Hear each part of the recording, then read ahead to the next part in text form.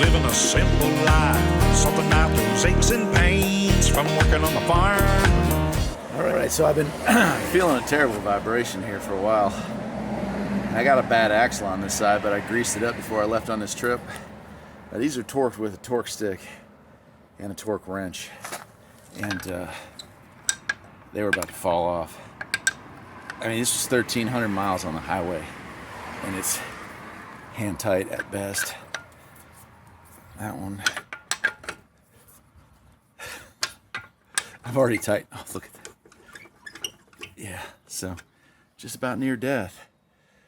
Let's hope that's the only near-death experience I have on this trip. But man, I was really worried about that noise, the terrible clunking sound. And what gave it away, for those of you who ever deal with a loose wheel, if you apply the brakes and the knocking sound goes away, that's a good indication that it's in a loose slug nuts. Whew. I'm gonna tighten these as tight as I can get them, and we'll move on. Man, I wanted to show that to you. That was near death. If I'd gotten back on the highway, I'd be done for.